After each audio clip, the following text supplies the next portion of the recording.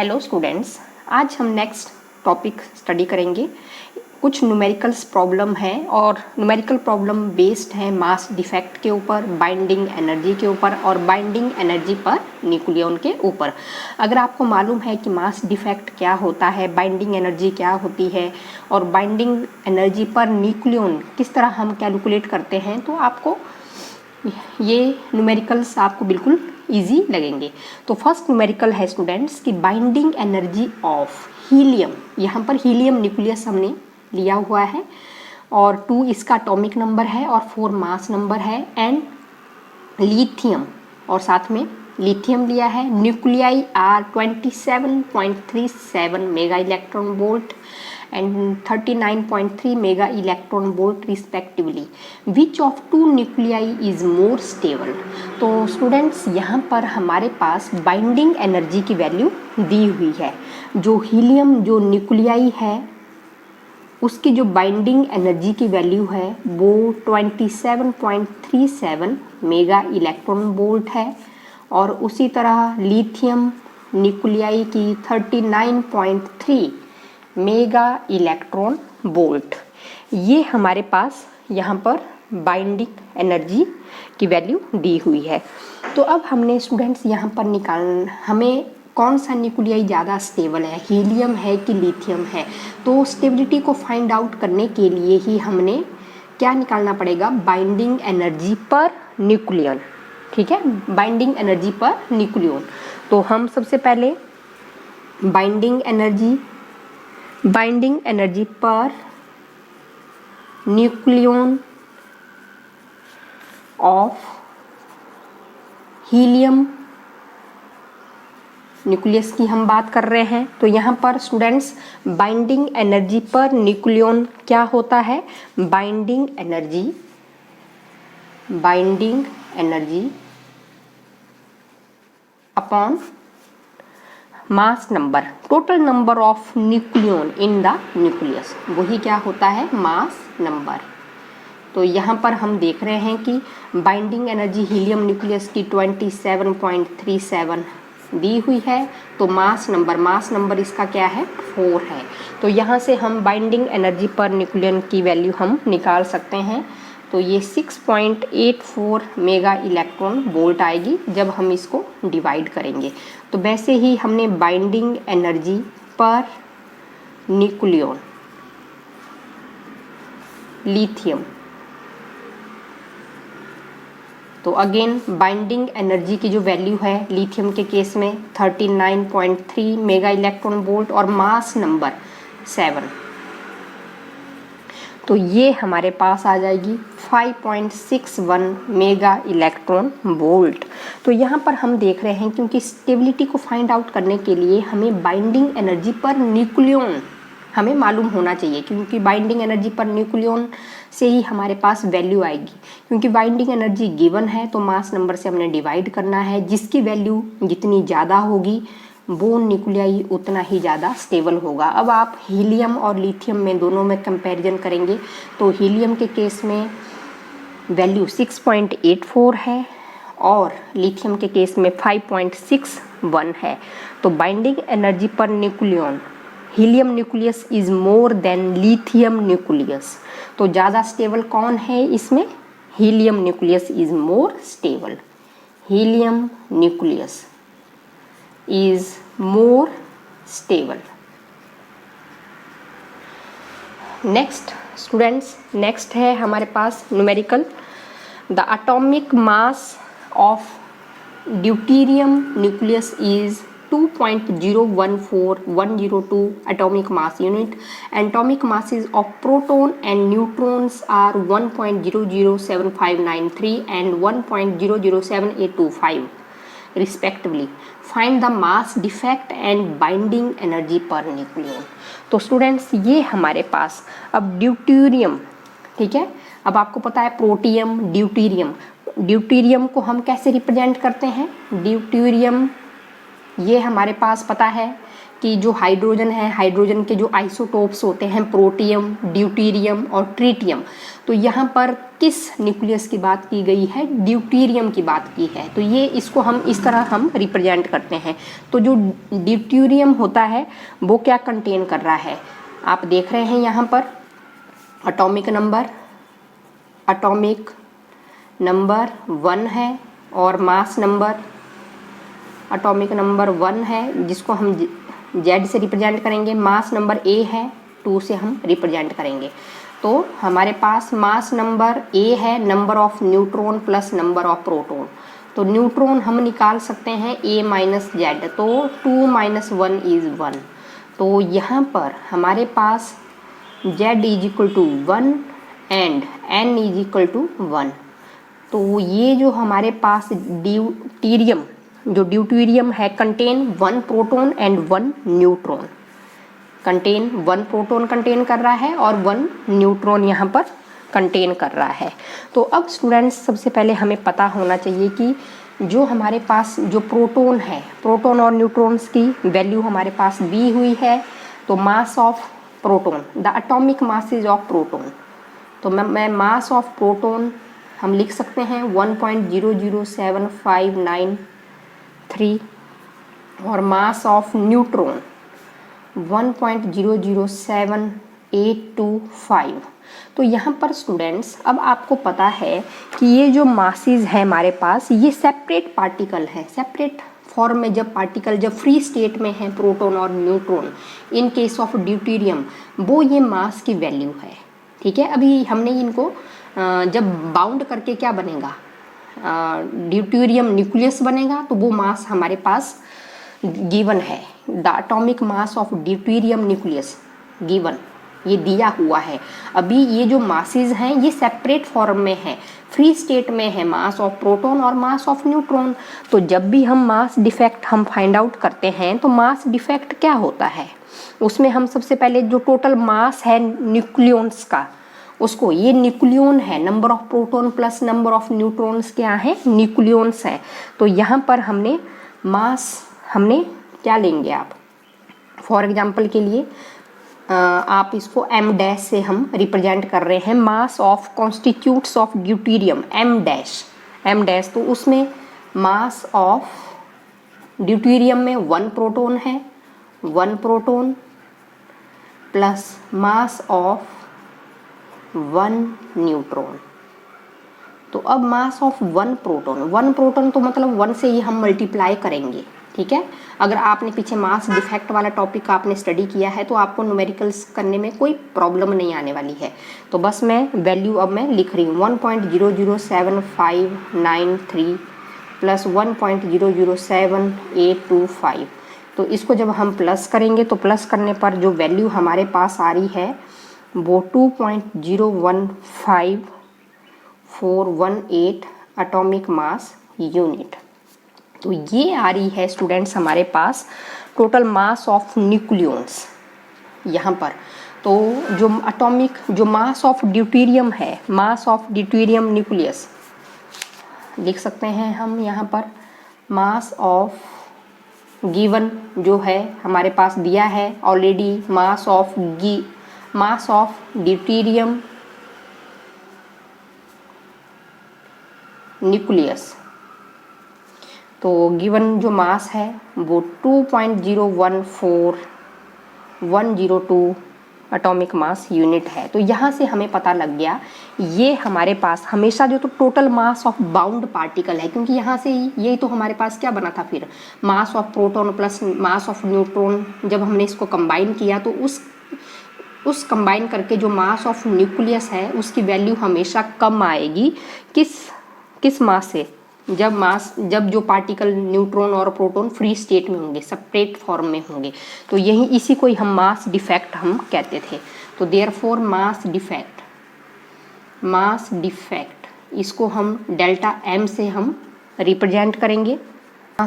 यहाँ mass of proton plus mass of neutron, जो mass of nucleons है उसकी जो वैल्यू है वो 2.015418 minus mass of deuterium nucleus 2.014029।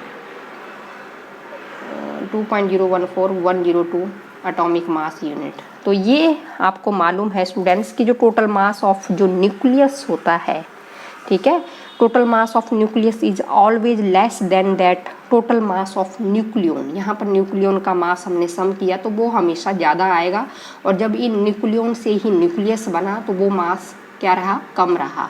तो इसी को ही हम क्या कहते हैं, मास डिफेक्ट हम कहते हैं।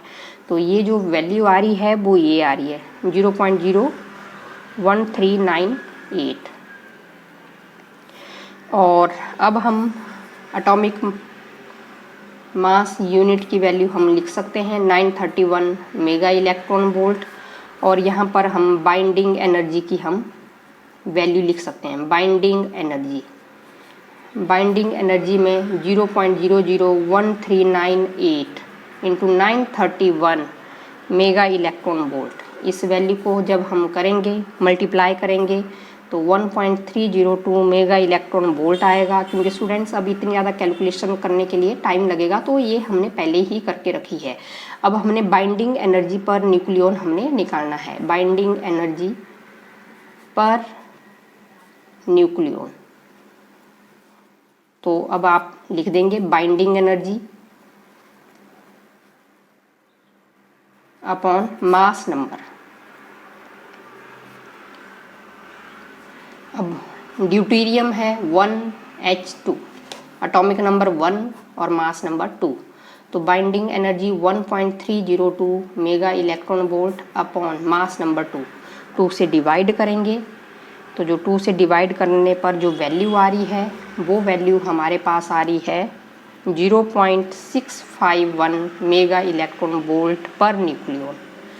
तो ये हमने निकालनी है वैल्यू। और नेक्स्ट क्वेश्चन है students, calculate the binding energy of oxygen nucleus.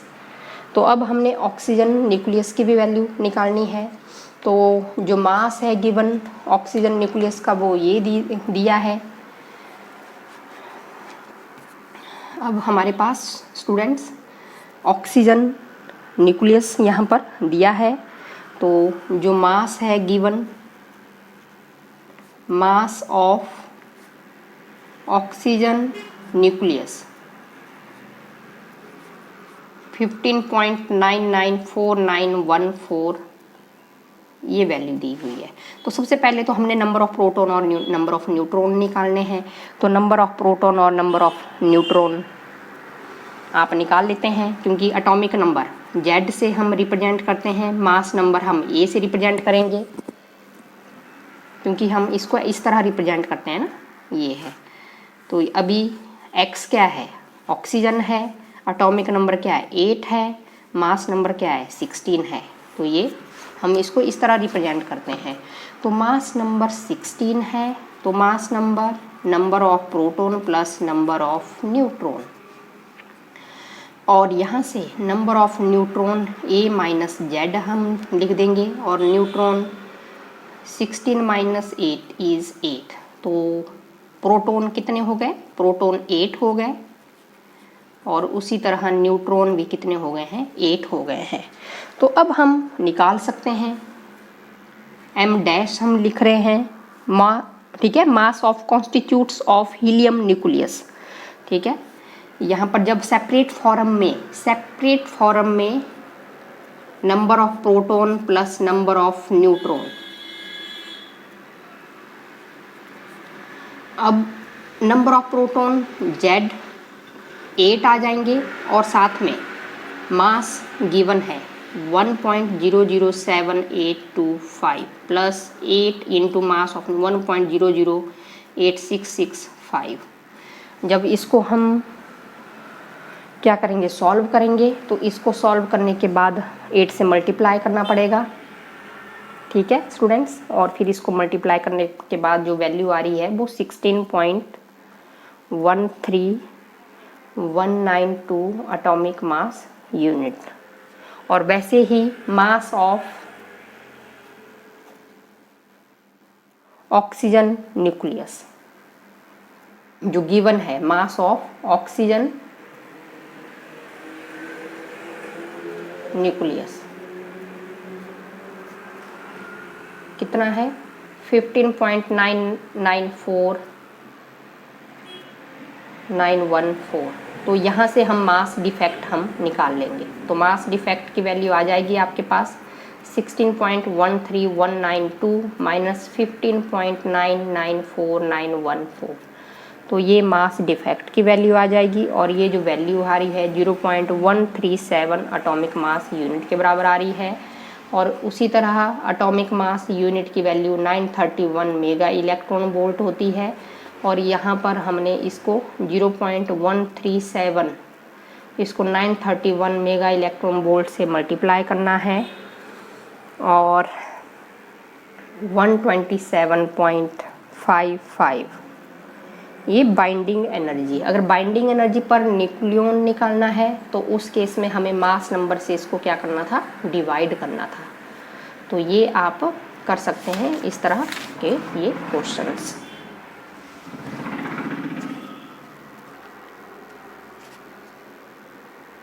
उसी तरह स्टूडेंट्स नेक्स्ट क्वेश्चन है हमारे पास, ये लिथियम न्यूक्लियस दिया है। Find the binding energy and binding energy per nucleon of lithium nucleus. Mass of proton दिया है और मास ऑफ न्यूट्रॉन दिया है और मास आपके पास लिथियम न्यूक्लियस का भी दिया है। तो नंबर ऑफ प्रोटॉन निकालेंगे और नंबर ऑफ न्यूट्रॉन निकालेंगे।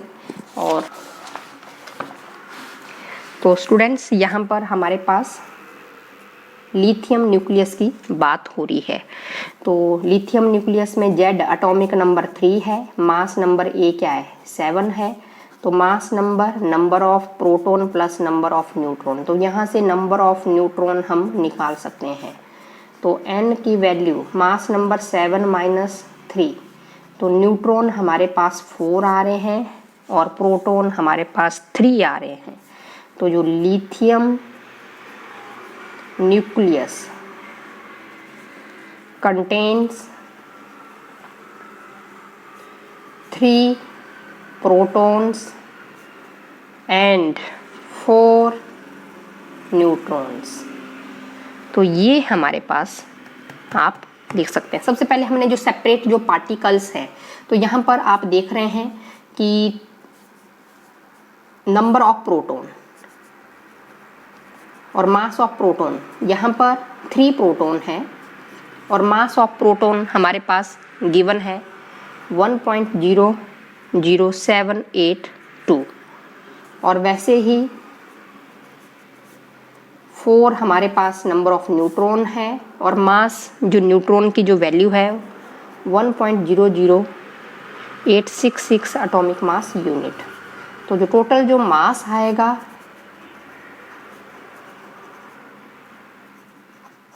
अब हमने इसको प्लस कर देना है और जब हम इसको प्लस करेंगे मल्टीप्लाई करेंगे तो ये जो वैल्यू आ रही है हमारे पास 7.05810 एटॉमिक मास यूनिट। और वैसे ही जब ये हमने कर दिया है तो गिवन हमारे पास मास ऑफ लिथियम न्यूक्लियस की वैल्यू हमारे पास गिवन है 7.01599। तो अब हमारे पास mass defect m dash minus m। तो जब भी सेपरेट फॉर्म में होंगे नंबर ऑफ प्रोटॉन और नंबर ऑफ न्यूट्रॉन, उनका मास हमेशा ज़्यादा आएगा और जैसे ही उनको कंबाइन किया तो जो मास है वो एनर्जी की फॉर्म में क्या हो जाता है, यूज हो जाता है, जिसकी वजह से जो न्यूक्लियस जो बाउंड जो न्यूक्लियस बन रहा है उसका जो मास होगा वो ओरिजिनल मास से कम होगा। तो यहाँ पर मैं लिख सकती हूँ फिर हमारे पास जो वैल्यू है 7.05810 माइनस 7.01599। तो जो ये मास आ रहा है मास डिफेक्ट वो 0.4211 एटॉमिक मास यूनिट। तो ये तो मास डिफेक्ट आ गया। वैसे ही हम क्या निकाल सकते हैं, बाइंडिंग एनर्जी निकाल सकते हैं। तो बाइंडिंग एनर्जी को निकालने के लिए क्या करना पड़ेगा,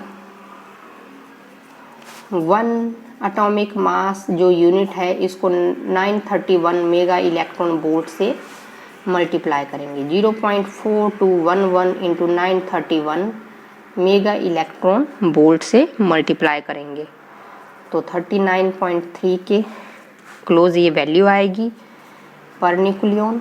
और फिर हमने क्या करना है स्टूडेंट्स, यहाँ पर इसको सॉल्व करने के बाद हम बाइंडिंग एनर्जी पर न्यूक्लियन, अगर पर न्यूक्लियन भी निकालना है तो हम मास नंबर से क्या करेंगे, डिवाइड करेंगे, और मास नंबर कितना है, 7 है। होप आपको ये सारे न्यूमेरिकल आपको समझ आ गए होंगे। ओके।